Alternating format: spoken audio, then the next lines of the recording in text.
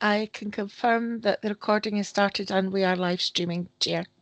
Okay, thank you. So welcome back to the meeting of the Aberdeenshire Licensing Board.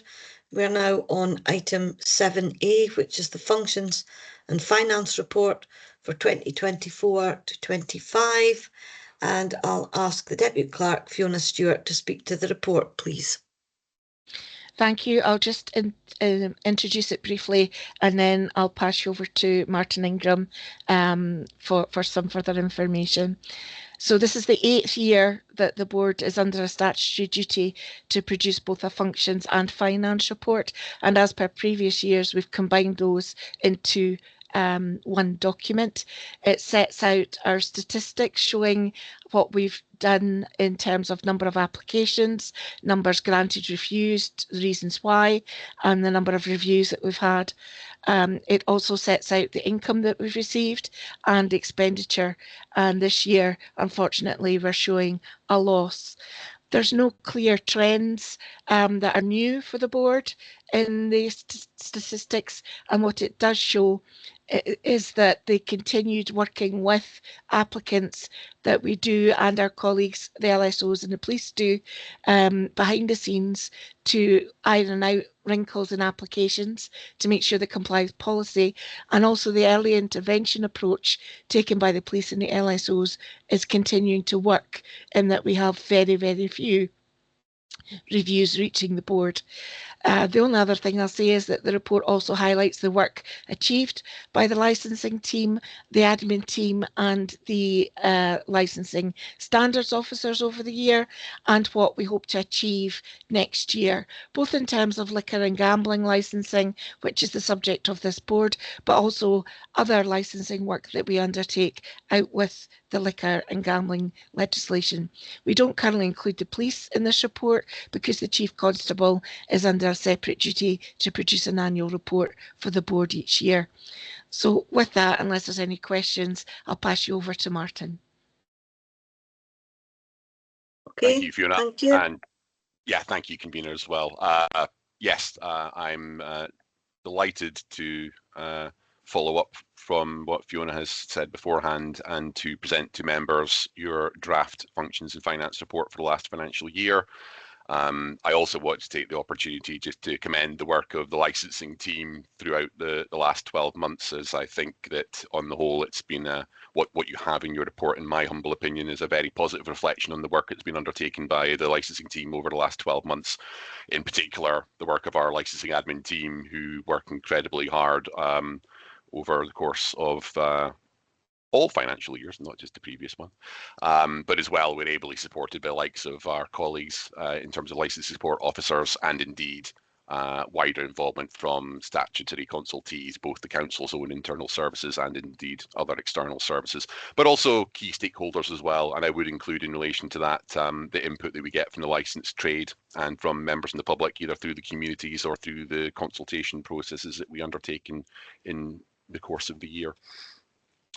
So in terms of the body of the report, again, my thanks to Fiona for having prepared the report, which is in front of you today. In terms of the summary of any trends which may be applicable, I think that has been well summarised within paragraph 3.5 of the covering report, but obviously the further detail can be found within the body of the draft functions and finance report itself, and indeed going deeper, the fundamental statistical information which backs all that up is obviously provided to you as per usual in an additional appendix 2 of that report.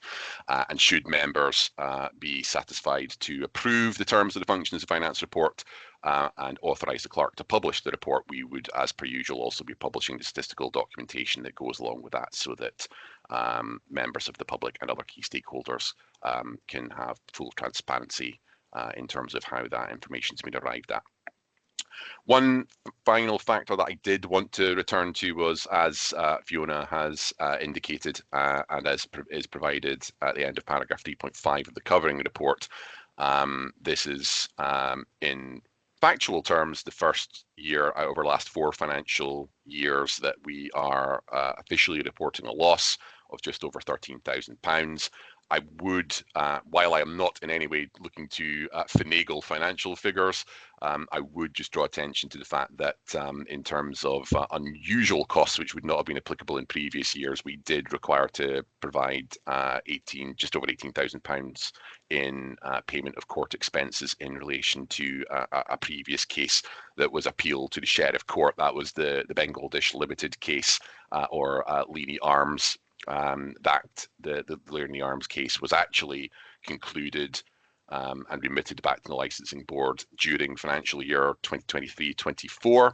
So had that been paid within, or had that been accounted for within the previous financial year, then in actual fact you'd have been in a situation where we'd have actually been covering our expenses for the last 4 years. It's, however, maybe just unfortunate that that didn't actually get resolved until we creeped into financial year 24-25. But other than that, just to again to bolster what Fiona has indicated beforehand, I think in particular she had highlighted sections 4 and section 5 of the body of the actual draft report to you. That demonstrates the work which has been undertaken by the licensing board over the last 12 months, and also sets out a number of the goals that we have identified and that we are currently working towards during this particular financial year. But to sum up, I would just emphasize once again, this is your report. So if board members have any input that they wish to make in relation to that, or in terms of any changes that they would like to be seen reflected in this before we go ahead and publish that, then we are more than happy to accept that. Myself and colleagues will now be happy to take any questions you may have. Thank you. Okay, thank you. Chair, just to say we do have Clark Simpson, our paralegal, and our statistical guru with us today. This report would certainly not be in the format that it's in and with the information that is behind it without the work that Clark does. So I have to give my personal thanks to Clark for the work that he's done on this report. Yes, absolutely. Thank you. We do like all these graphics and pie charts and things that help us view the information in a very accessible manner. Mr. Taylor, please. Yes, I would just like to echo your thanks to the various officers have went into preparing the report. Very, very full information and very, very easily to understand and to follow. The point I wanted to make was there are historical information there. This now is an Aberdeenshire Licensing Board, and I'm presuming that the historical data will be accumulation of the 3 boards that existed in the past. So just a confirmation of that, please. Thanks. Yes, absolutely, Mr. Taylor. We didn't. Clark did a lot of work combining the decisions and the applications dealt with by the 3 previous divisional boards in creating the statistical documentation, and we've continued that because there was good trends with the 3 divisional boards that have carried through into the work of the Aberdeenshire Licensing Board as well. So we're showing the complete history of the licensing board and its predecessors since the legal requirement came in to publish these reports. So it's all there. It's all there for everybody to read, but it does include the divisional boards. Okay, thank you. Good question. It's not a question, it's just an observation. The numbers of occasional licence applications, it's good to see those dropping. So quite a significant drop of 227. So I think that's a reflection on the implementation of our policy. Any further questions or comments, members? It's a very good report. It's a lot of work goes into it, and that shows, I think, when it's in its final presentation. Mr. Menard, please. Yeah, I echo your words there, Chair. Excellent report. Impressed. Easy to read, easy to understand, and to be commended. Like I say, for somebody who's not particularly financially squared away, this makes it readable and understandable. No, I'm really impressed with it. Thank you. Okay, so if there are no further comments, just look at the recommendations, which are on page 119 of your papers. So has the board considered the terms of the Combined Functions and Finance Report 2024-25 and the statistical document supporting the report? So I think that would be a yes. We have considered the report. And does the board approve the terms of those documents? Yes. Yes. Say yes. Yes to Yep. both. And then the second recommendation there is just to authorise the clerk to publish the report and the statistical document on the board's website and provide the Scottish Government with a copy, which I'm sure they'll all sit down and read. Yes. Yes. Yes, indeed. Okay. Thank you, Chair. Right. Thank you. Thank you, Convener. Thank you, members. Okay. Thank you, Martin. Okay, so we move on to 7B on our agenda, which is to look at the dates for the committee cycle 2026-27. And can I ask the Deputy Clerk to speak to the report, please? Thank you.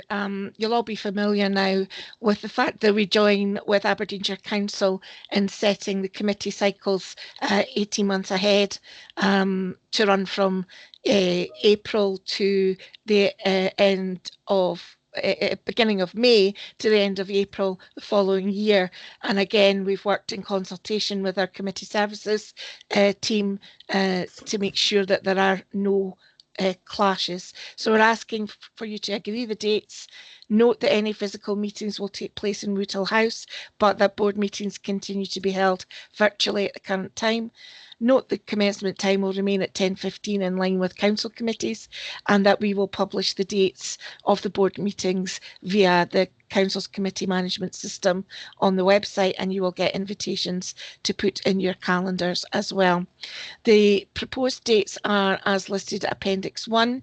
Those highlighted in green are the remaining dates for this committee cycle, 25 to 26. Those that are in yellow are the dates that we are to approve. The convener and the vice convener were consulted on the dates along with committee services. Their comments are at the end.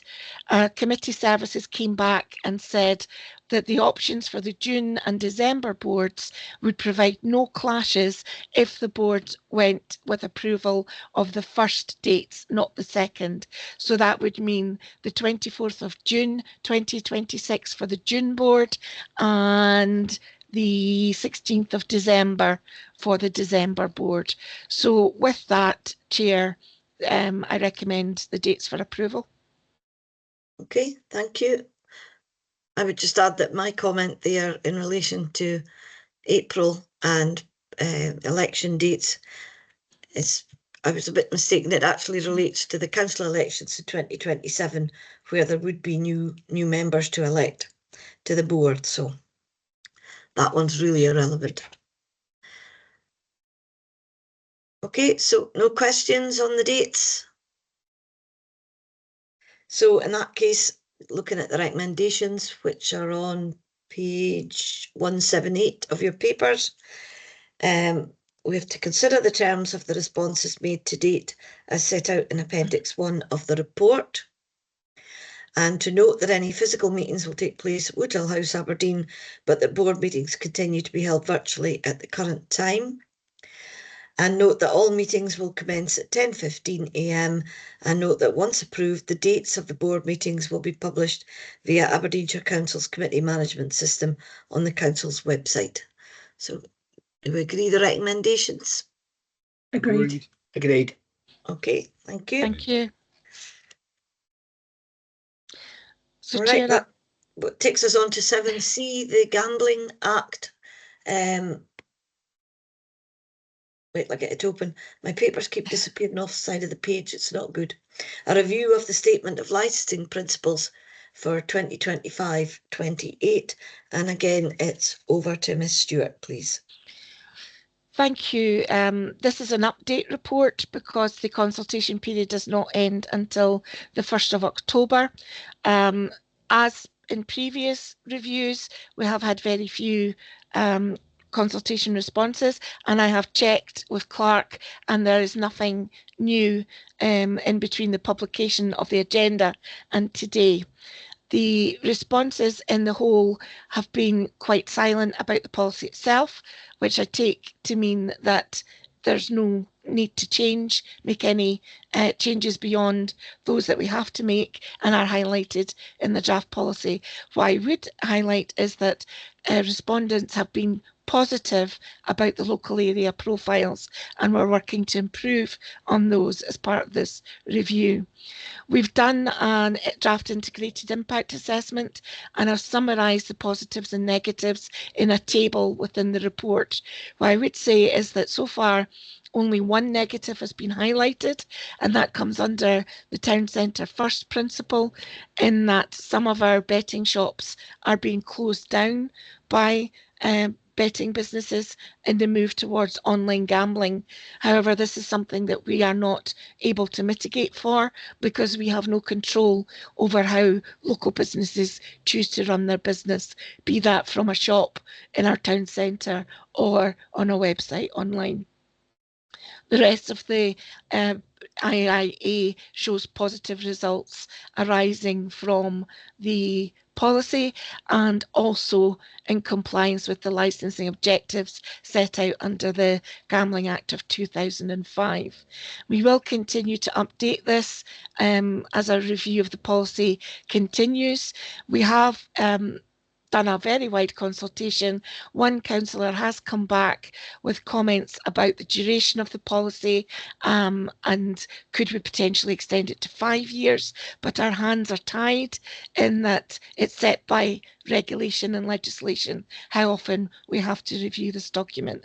All of that will be explained in a table with the final report, which will be brought before you in October. We've updated the timeline. The responses form Appendix 1 and the IIA is also attached as Appendix 3. Happy to answer questions, and Clark's also here, who's been involved with the public consultation on the Engage platform. Okay, thank you.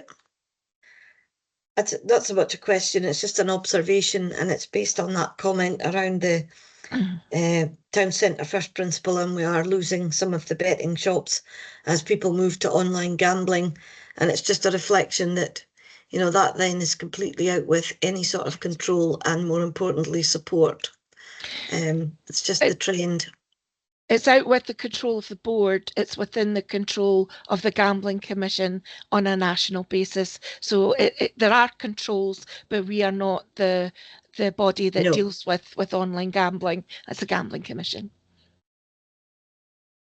Okay, thank you. Any other comments or questions? It is interesting that it doesn't generate a lot of feedback. I don't know what that's indicative of, but it could just be that, you know, people don't see an issue with it as it is. What we'll try and do is get comms to do a further social media and press release just highlighting that this comes to an end on the 1st of October. And we'll see what comes from that. It's the best we can do. But I mean, every consultee, every licensee, every councillor has received copies. We can't force people to reply, but it does reflect the trend in previous reviews that we've had very, very low response rates. Mm-hmm. I don't see any indications at the moment, so look at the recommendations, which are on page 188. So just to make sure that the board have considered the terms of the responses made to the consultation to date, as set out in Appendix 1 of this report. Note the updated timeline and consider the terms of the draft integrated impact assessment as set out in Appendix 3 to the report, and that the board note that a report seeking approval of the revised statement of licensing principles will be brought to the board meeting on the 29th of October 2025. Okay, is that agreed? Agreed. Okay. Agreed. Thank you.